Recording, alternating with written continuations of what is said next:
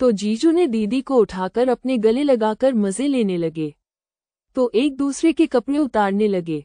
जीजू को लगा मैं नींद में हूँ। तो जीजू ने जब साली रिया पहली बार अपने जीजू आकाश और दीदी पायल के नए घर पहुंची तो उसके मन में हल्की सी घबराहट भी थी क्योंकि जब दीदी हमारे घर आती है, क्योंकि जीजू का दीदी के बिल्कुल भी रहा नहीं जाता था। जीजू जी और दीदी एक दूसरे से बहुत करते हैं और एक दूसरे के बिना नहीं रह सकते। मुझे तब पता चला जब दीदी हमारे घर आई थी। दीदी को 4 दिन हुए और जीजू का फोन दिन भर आता रहता।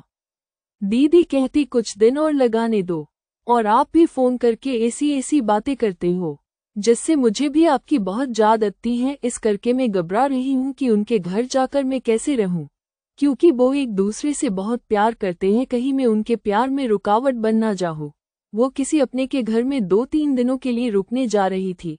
ट्रेन से उतरते समय स्टेशन के बाहर खड़े आकाश जीजू ने मुस्कुराते हुए कहा, अरे मैडम, आखिरकार आप पहुंच ही गई।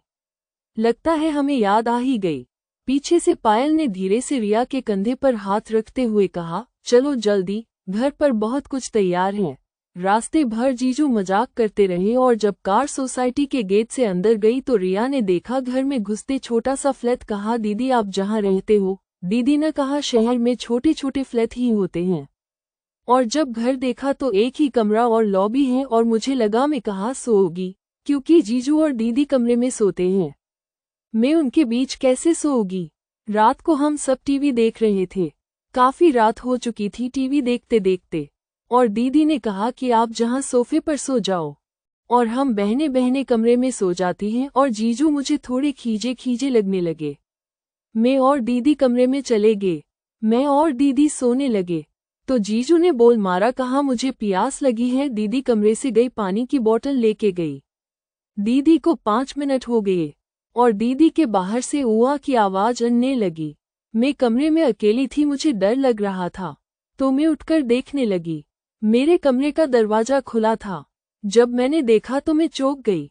मैंने देखा जीजू और दीदी के कपड़े नहीं थे। जीजू बड़े रोमांटिक मूड में थे, पर दीदी को देखा तो वो कह रही थी, आज तो बस करो, कहीं आपकी साली ना देख ले। और दीदी कह रही है कि आज मेरे को दर्द हो रहा है। मैं जे सब कुछ देख रही थी तब मैंने सोचा कि मैं दीदी को आवाज मारती हूँ। फिर मैं बेड पर लेटकर दीदी को आवाज मारी कि आप कहाँ हो। दीदी 3 मिनट के बाद आई। दीदी का सा फूला हुआ। मैंने दीदी को पूछा, आप कहाँ थी? तो दीदी हड़बड़ा में बोली, मैं पानी पीने गई थी। तो दीदी फिर बेड पर आके लेट गई। तो फिर मुझे नींद नहीं आ रही थी, दीदी आकर सो गई थी, लेकिन मुझे नहीं आई। 2 घंटे के बाद मैंने जीजू को कमरे के अंदर आते हुआ देखा। जीजू दीदी के पास आए। जीजू ने दीदी के हाथ लगाकर उठाने की कोशिश की। दीदी गहरी नींद में थी, लेकिन दीदी कच्ची नींद में उठ खड़ी और दीदी धीरे बोली, क्या हुआ? तो जीजू ने दीदी को उठाकर अपने गले लगाकर मजे लेने लगे।